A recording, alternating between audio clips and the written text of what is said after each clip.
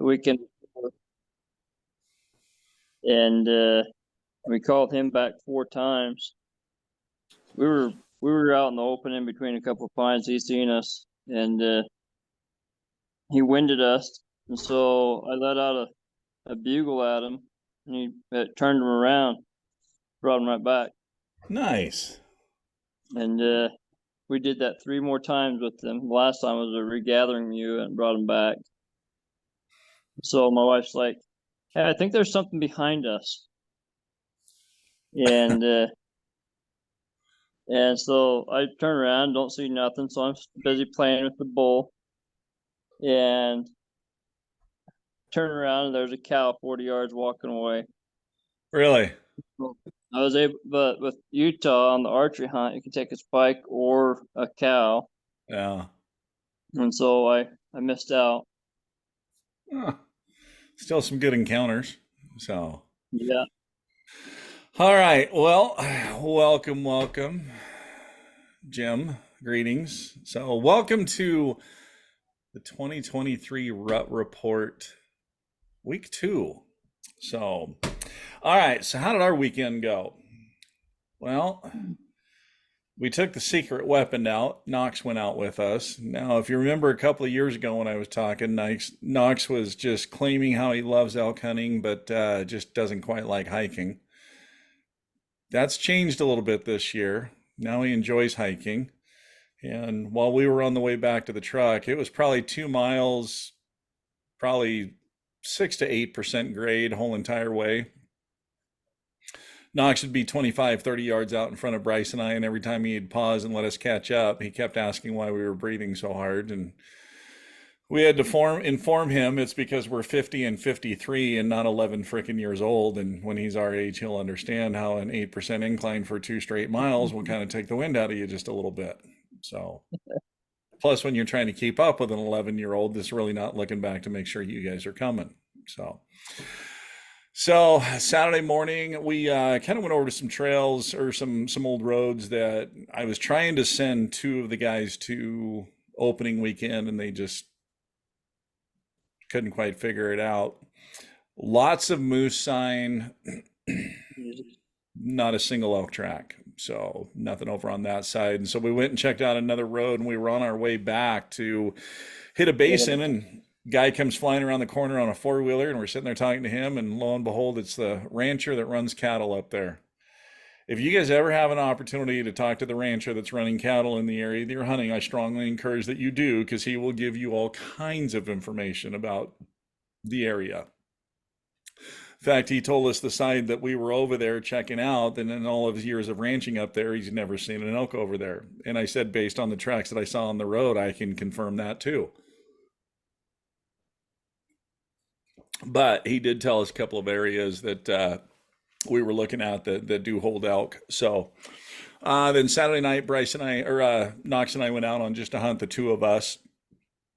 Just kind of glassed up a basin and a hillside for quite a while and did some calling and nothing. So last weekend we did not hear an elk or see an elk. I wasn't too discouraged about not hearing elk. And Greg, this kind of touches, on your text message saying they're quiet right now. We are kind of in that lull period right now. Remember, bulls have their cows rounded up. They're just kind of waiting for a cow to come in estrus, which should start happening here pretty soon. In fact, I got reports yesterday or day before that a couple of the older cows are coming in early estrus. So hang on, it's a coming. So then as we left on Sunday morning, Bryce and I got up and rode probably 6.5, 7 miles in the dark back into a basin that I had talked to the rancher about. I really didn't expect much because I knew they had just pushed the cattle over into that basin, but I wanted to go lay eyes on it and scout. And holy heck, what an incredible! If you were to make your perfect elk basin as far as timber and open and water and meadows, man, this thing was it. So, but again, didn't hear anything. We didn't drop down in there just because it was a quick morning on Sunday, just to kind of lay eyes and do some glassing. So what we decided we're going to do, we're going to head up. We're going to leave here about noon on Friday. We're going to go up because right now our camp is all the way back in the back. It's probably 26, 27 miles back in on a gravel road. We're going to hook up to camp and we're going to pull the trailers out. Just because when I was leaving Sunday, the main road's coming in closed and there's 3 alternate routes. I had already taken 2, so I wanted to take the third out. That third got into a lot of great elk country, and I didn't see hardly anybody on that road, not like the main road that we're on right now. So we're so far back in, we're limited with those spots. So we're moving camp so that we're going to be more centrally located so we can get back to doing what we do, where we jump in the truck or we jump in the general and we go out and we bugle in the morning, and as soon as we get an answer back, then packs are on and we're getting after them. So the other nice thing too is moving down to this area, it freezes up to be able to go, I mean, so many different directions in so much different territory. And it's going to eliminate some of the hunting pressure that we're seeing kind of back in that back area. So, Rut Report for week 2 with us was no sightings of elk, no hearings of elk, but we did find some good territory. We have a good game plan coming in because Friday when we go in, we're in for till the 24th or 25th. So Greg, anything today over your direction or still quiet? We've heard cow calls here and there, and an occasional far distant bugle. Beyond that, no, we've never really gotten any to our calls. If you're hearing cow calls, the bulls are there. See, try to slip in close to the cows and start, introducing a bull. I mean, get as tight as you can. Introduce a bull. Don't get too crazy. Just kind of start with some huffs and grunts and maybe some raking and whatnot. So, or are you primarily hearing these cows when they're on the move? I think they've been on the move. Yeah. Well, it's usually because we're walking and we kind of spoof them and they'll move, and then you'll hear them. Gotcha. And it was kind of like the your regathering you had the other day or weeks ago. Yeah, because they got scattered and they're regathering. And one thing you can do is kind of listen to them and then follow behind them and do a lost mew. True. You did it.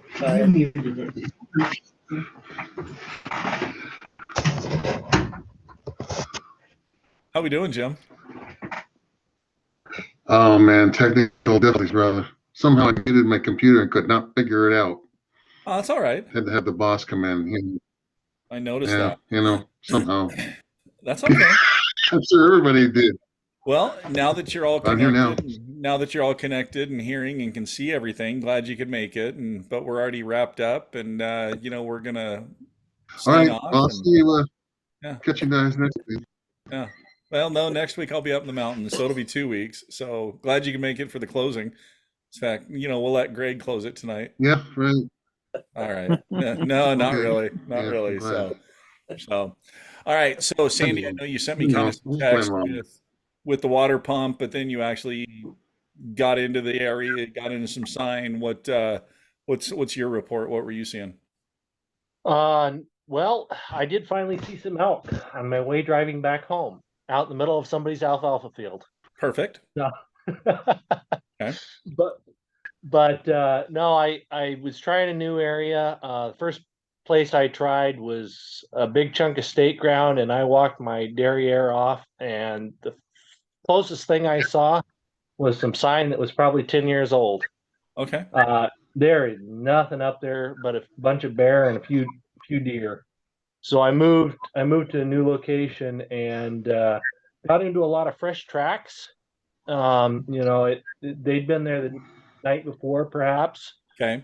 I never did see any fresh sign other than tracks, which kind of surprised me. But I didn't get too deep in. It was last night, and my legs were pretty much done. I didn't track over the, I went down about 400 foot of elevation, but they dropped over the edge into a basin. Okay. And I didn't have it in me to follow them that night, and I had to come back the next day. So I may slip out there. I'll be heading back out Friday, Okay. and then I'll be hunting till the 22nd is the last day of season. So Okay. So probably if you're just seeing tracks and not fresh scat, that's telling me that's more kind of a travel corridor. They're not spending a whole lot of time there. They're just moving through. Follow those tracks, and those tracks are either going to take you to a bedding area or a feeding area. yeah, So, it was on the top of a ridge. There's no water close. And it looked to me like either one or maybe a couple big bulls um, had been up there advertising. Stuff had been browsed down, but I didn't see any smaller tracks. So I thought maybe a big bull had been up there advertising earlier, and I just missed him. maybe. Um, and he could have just slipped out, gone down, got the cows, and then, Yeah. working to come back up. So, but usually if it's a feeding area, I mean, you'll see a lot of grazing, you'll see a lot of droppings, and you'll see beds because they'll feed for a while, lay down, get back up and feed and lay down. And then of course, bedding areas, those are going to be in the dark timber, and you're Yeah, going to know yeah. it's a bedding area.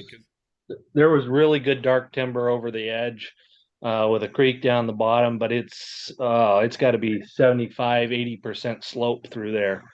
It's thick. It's real tough country. But there's this ridge goes down in a series of benches down that ridge. Okay. And I think they might have been bedded down there further. I didn't have it in my legs anymore. Yeah. I understand that. So, okay, Joel, any bulls piping off in Utah? So on the first weekend we went out, we didn't see nothing. The next weekend, but ours started on the 19th of August. The next weekend we went out was the weekend before last weekend, and I got a bull to respond to me, and I didn't hear nothing besides him, and that was the one that come in, and we chased off 4 different times and brought back in. Like he watched us bugle at him, and that was it for that one. But this next weekend we went out, and I had a herd come running down the mountain at me. I tried to stop and bring him back to me, but no luck. I'll just turn him around and chase him the other way. Then Sunday morning, that was Friday night. Saturday night we had a bull bugle, and then we kind of slipped around him and not knowing it because we were hunting deer. Okay. And so, but then we come right in on him and his cows. He called again, and we come right in on him because it was about 7:30. And so, and there was he bugled a couple times, and another one bugled up above him. He had about 8 to 10 cows. How many more days you got left in your season over there? So for the spike hunt, it's done. It ended Okay. on Friday, but the anti-bull units ends on the 19th. Gotcha. Yeah, you guys start pretty early over there and finish pretty early. So Yep. gotta open up for those rifle guys to go out and hunt them during the rut. Yeah, that's basically what it does. But Yeah. they changed it to a lot of 5-day hunts this year for the rifle guys. It used to be a 2-week hunt, but they changed it. Yeah. Well, So, but I did Sunday morning. We had a bull respond to a couple of cow calls I let off, and my buddy and his dad both have a limited entry archery tag, and after looking back at it, we should have slipped back just a little bit and then went downhill because we didn't know exactly where he was at because we are kind of in a little bowl, so we weren't sure exactly where he was at. So I slipped back. They dropped down below me, split off from each other a little bit. And I don't know. I went up the hill and back another 30, 40 yards, and it brought the bull in to about 30 yards to one of the guys and 60 yards to the other guy. And I was trying my hardest just to get him to come uphill and come past him with a little breeding sequence up the hill with another bull just raking, but he just wasn't sure and wanted to get downwind and ended up downwind of one of the guys and took off. Yeah, I remember that when you're trying to pull a bull uphill, basically you have the advantage, he's at the disadvantage. They don't feel real comfortable with that. So it's kind of like just, warfare or strategic, war practices. Whoever has the elevated position has the better position. So on that one, like you said, kind of circle around more and kind of get down more on his level. And there's a good chance you would have pulled those guys, would have pulled them right by your guys. He just got to the point where he's like, okay, I'm close enough that I don't want to get too close because there's a chance I can get ambushed pretty easy. So I'm going to go ahead and, it's see you first, hear you second, smell you third. So he got to the point where he was trying to see you, he could hear you, but then he was trying to smell you. So in your setups, always try to remember those three: see you first, hear you second, smell you third. So, all right. The other nice thing about this weekend, guys, is no moon. It's going to be pretty dark, which means going to have some pretty decent activity later into the mornings, and activity starting earlier in the evenings, which is going to give more opportunity. So yeah, through the weekend and first part of next week, moon kind of starts getting sliver Sunday or so, and then just gets big all through the week. And then of course the weekend after, then it's full moon's the end of the month. So, but yeah, so dark moon, that's going to increase daytime activity, which is going to be good. So I might try and get out next weekend after, see if I can't take a doe at my in-laws' place up in northeastern Utah. nice.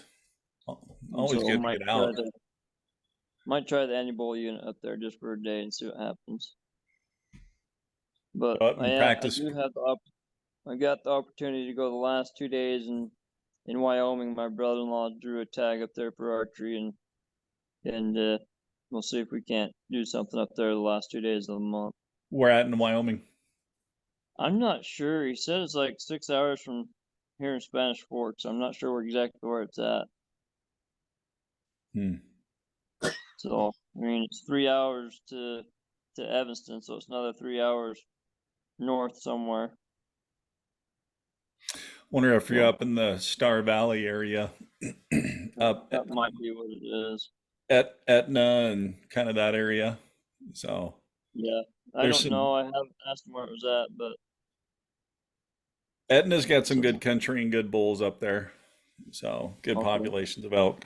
So I used to go over there every year. There's a small little archery shop in Etna that I went over and did a seminar at every year, and it's kind of cool because it's right on the Wyoming-Idaho border. And so I would sit there and look at the Wyoming side and look at the Idaho side. And the Idaho side is completely roadless and non-motorized. And the guy that owns the archery shop told me if I ever wanted to come over and hunt that, he would pack me in with all of his horses and then bring all the stock out. So I wouldn't have to deal with horses and could just hunt those avalanche chutes back there. And he would just come in and set number of days and either pack me out or move me someplace else. So that'd be all right. yeah. I'll go. Yeah, I was gonna say that's been a 10-year offer, and I have yet to take him up on it.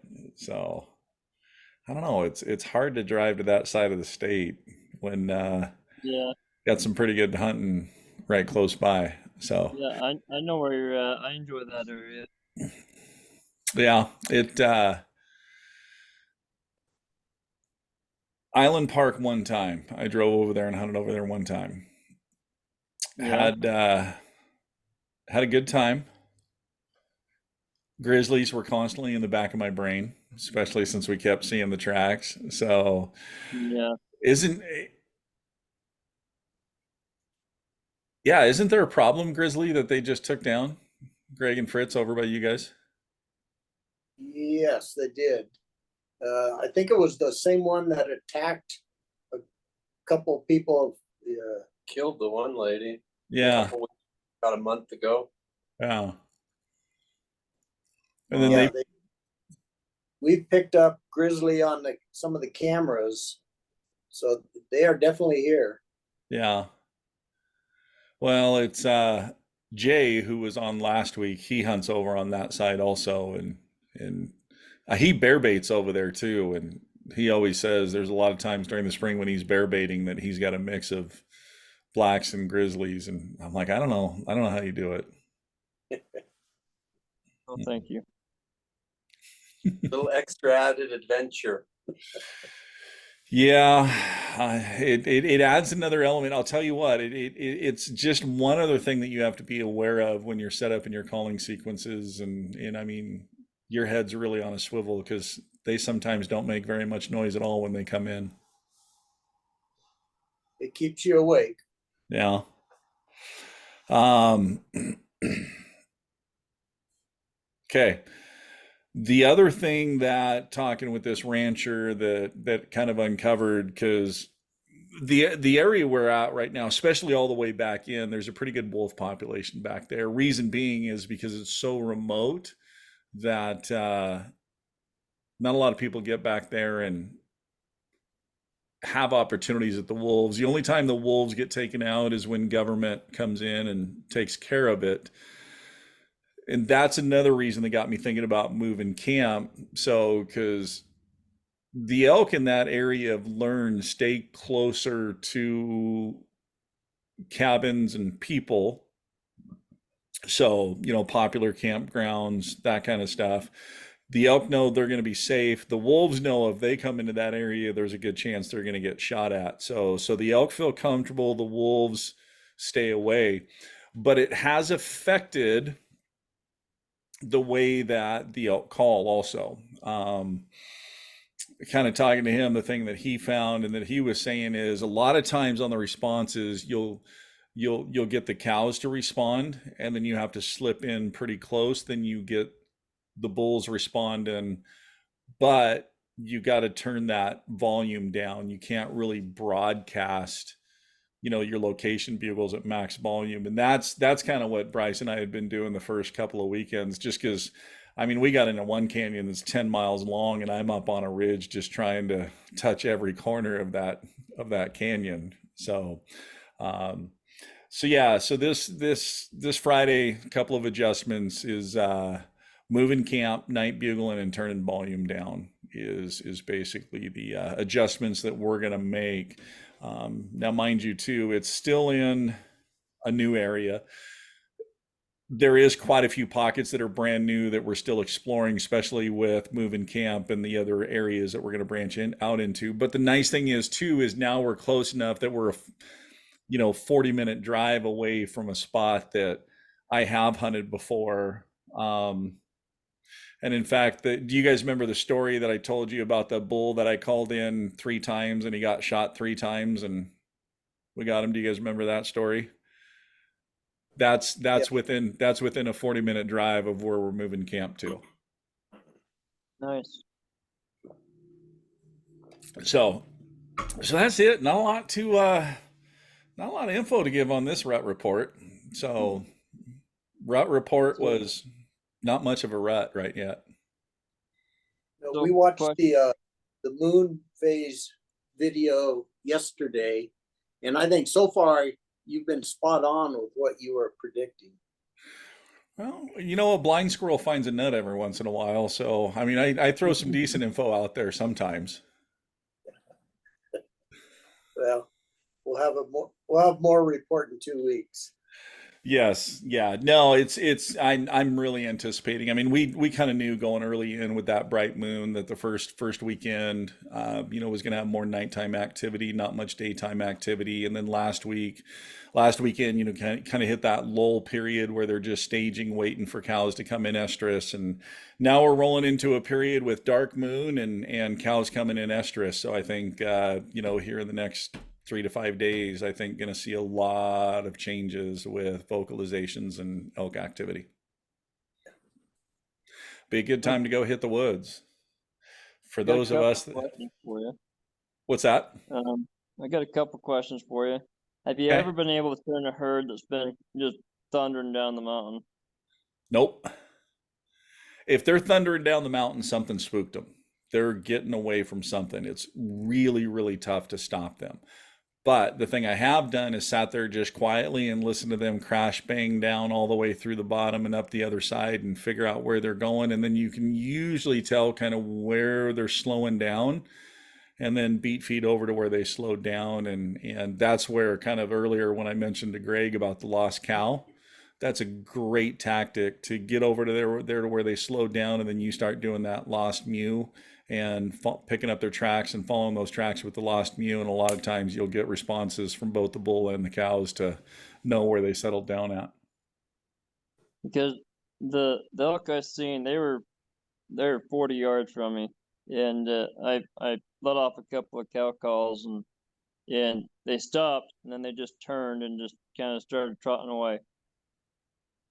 And so, and then the other one is, I know you're hunting more mature elk normally, but have you ever been able to just kind of go after the younger bulls like the spikes and bring in the cows? You mean guys like that? Yeah, guys like that. Yeah.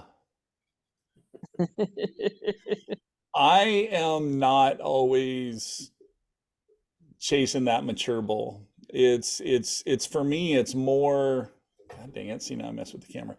For me, it's more of, what took place with that hunt. Was there something memorable that happened, like Saturday.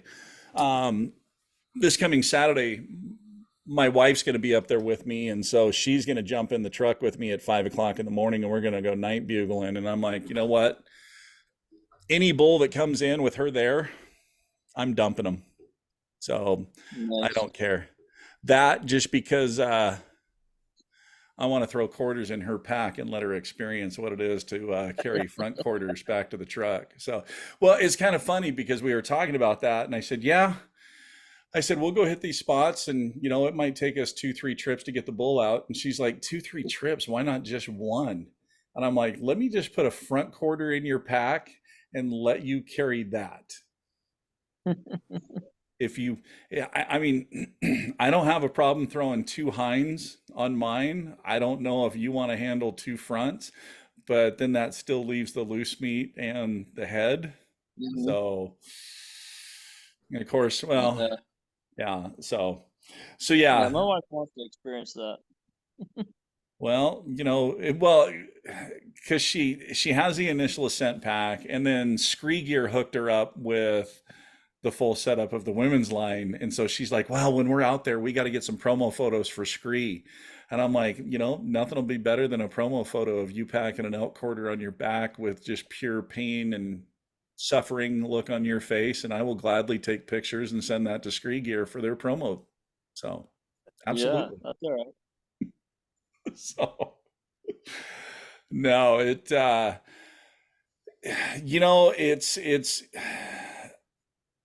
yeah, I've shot 3 spikes in my time, 2 cows. But pretty much most everything that I've taken is 5 or larger, except for, this little redheaded guy. And that was just such a unique hunt that when he came in and I saw the reddish on his antlers, I'm like, okay, everything I have is usually the dark brown or, with the ivory tips. And I'm like, I don't have a red in the collection. And so I'm taking the red. Nice. So, And what was your first, second, and third? Third was smell you third. What? see you first, hear you second, smell you third. Thank you. Yep. So basically what that means is they're going to get to their hold up spot, their hang up spot. That is where they think they should be able to see the elk that is making the noise that pulled them in. Now, if you ever notice when a bull gets to that hang up spot, he's just flat stone staring, but his ears are also just constantly doing this. He's just scanning with the ears to trying to hear a twig snap or brush or something from that direction where the elk sounds were coming. So, he's trying to hear if that elk has moved into a different spot or this or that. Then if he can't hear or see, then that's when he's going to loop downwind and try to catch the wind of that last spot that you came from. So, Thank you. yep. Okay. I got to do this.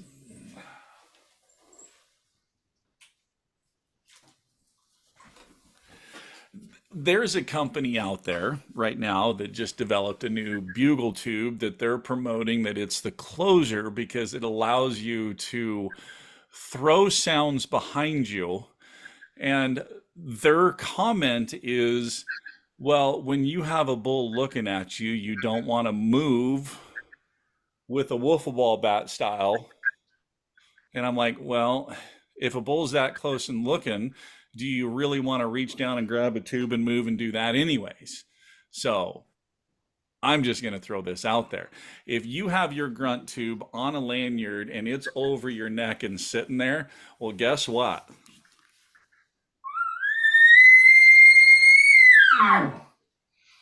You can do the same damn thing and throw that sound behind you. So you don't. Behind you. Why would you do that anyway? What's that? If it's that close, why are you? If it's that close to you already, why are you throwing a bugle out? Exactly. If they're there that you can see them and they can see you, why are you making a sound? So The dumbest thing you do is. well, but if that bull is out far enough and you want to throw a sound behind you, you're right. You probably don't want to be turning and doing all that. But with that thing tucked right underneath your armpit and just tucking your head down a little bit, throwing it back. So you still get the advantage of the depth to the base of your calls and everything like that. So. And I just got done making my own tube number 4. Yeah. What'd you make? Your water funnel. Yeah. Oh, yes.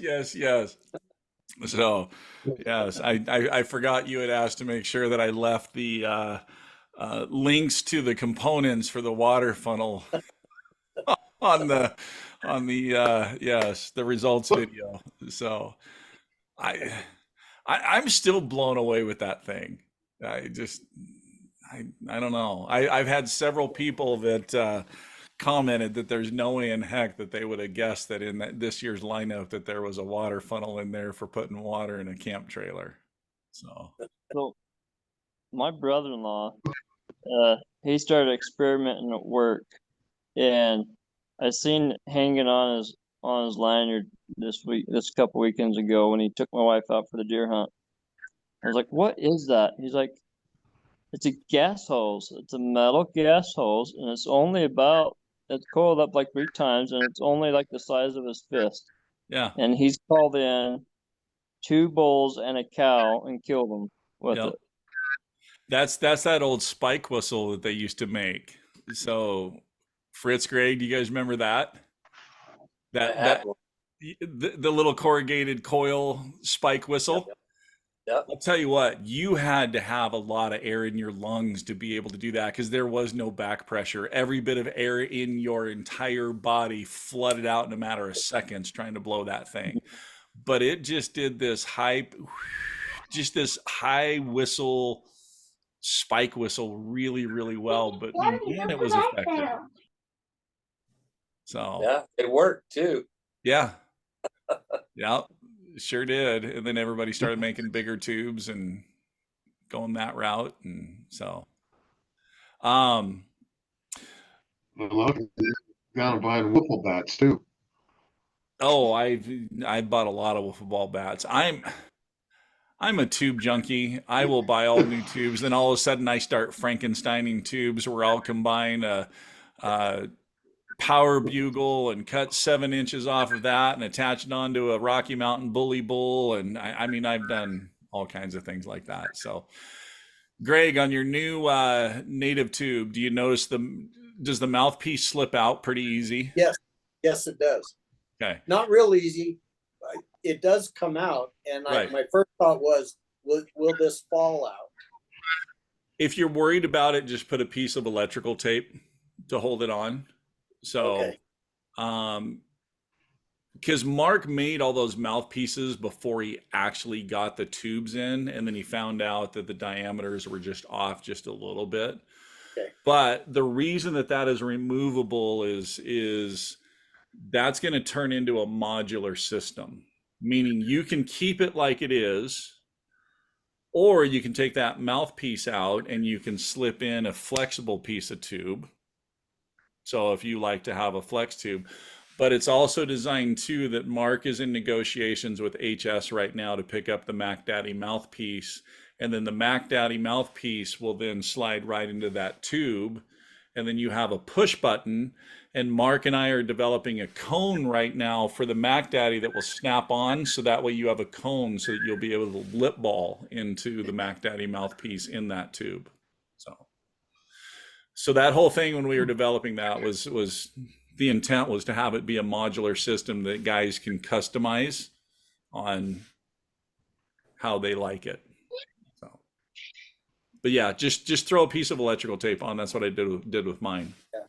It's the grunt tube that I'm using this year. So yeah, that's all Bryce and I have been using up to this point also. So, and I think Kevin and Brandon. So yeah, everybody's been using that tube up to this point. I've been using the power bugle for trying to do night calling. Yeah. I can hit the high note a lot better, a lot smoother with that than I can with a diaphragm. I keep topping out my diaphragm reeds, so I've been using the power bugle for night calling, and no success yet. But so most of the roads where I was going, they've shut them down. There's only a couple main roads. Oh, really? So the others just are all walk-in? Yeah. Well, that's good. But okay, so two things. So you say you're topping out your reed. You're getting to the point where the reed stalls out on the high notes because you're putting a little too much pressure. So what that means is you're using a really light latex, and when you're bugling on it, you're flexing that latex all the way up that the latex is contacting the dome, and that's what's killing the vibration on it. Okay. So if you go to just a little heavier latex, so that will eliminate that and allow you to get that high note. So in fact, I need to message Mark about sending you your 3-pack so then you have the light, medium, and heavy latexes that you can play with. So I checked my mail today just in hopes that I have new reeds to go out with on Friday, but I didn't figure they'd be here this quick, but I was hoping. Well, if I would have messaged him about it, there's a good chance it could have been, but I haven't messaged him about it yet.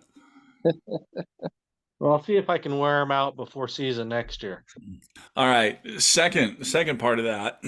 So I really like the Power Bugle mouthpiece because it allows you to get a really high pitch ear ringing note that works really, really well.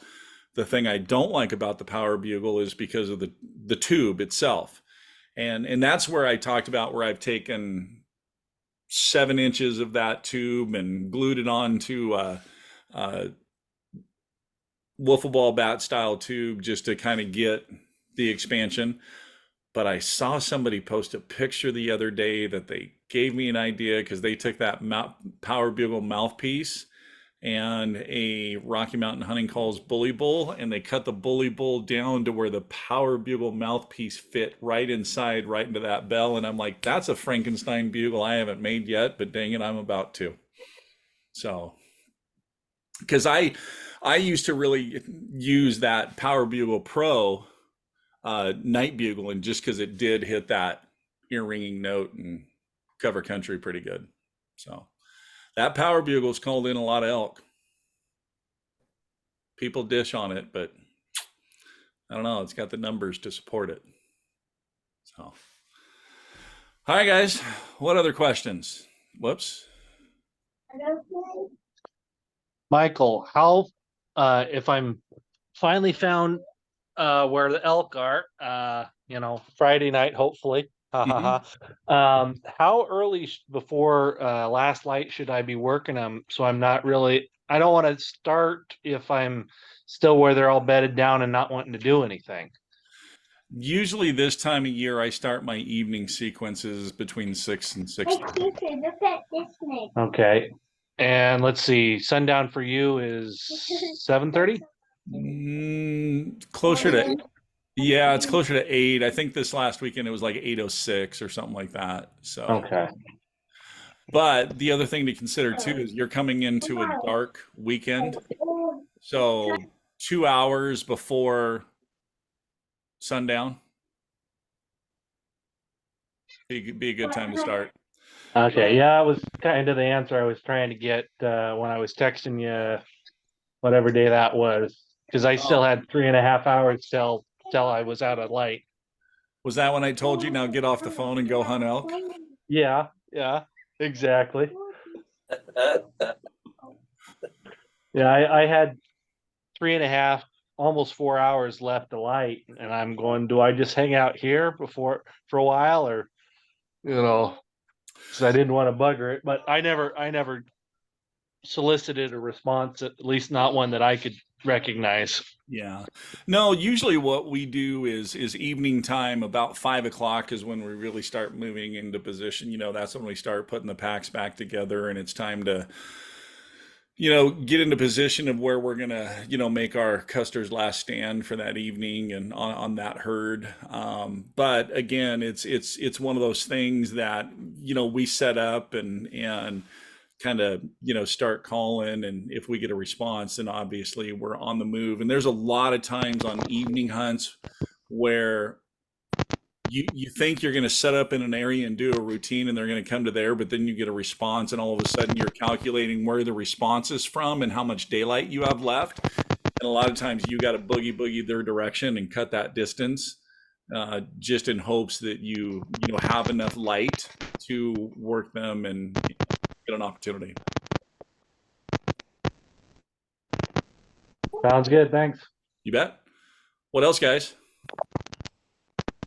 Come on, we got to get Fritz to ask a question. If he's gonna crash this party here, at least he's got to contribute or do something. Well, I could tell you a couple good stories, but I'll let Greg tell you those. You've seen when Greg tails, the tail just gets bigger. Yeah. Yeah, it was a big one. But we're saving it for the even bigger one. Yeah. There you go. They're coming. Yep. Yeah. No, I think next 3 to 5 days, really going to see a lot of difference. So. Jim, what do you got? You got thoughts, questions, comments, concerns? He's frozen up again.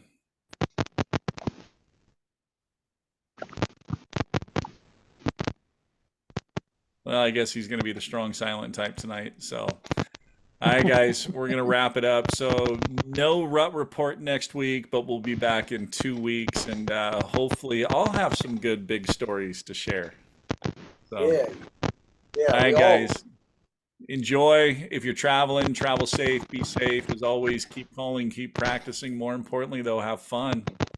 We'll catch up with you guys in 2 weeks. Good luck, everybody. All right, you too.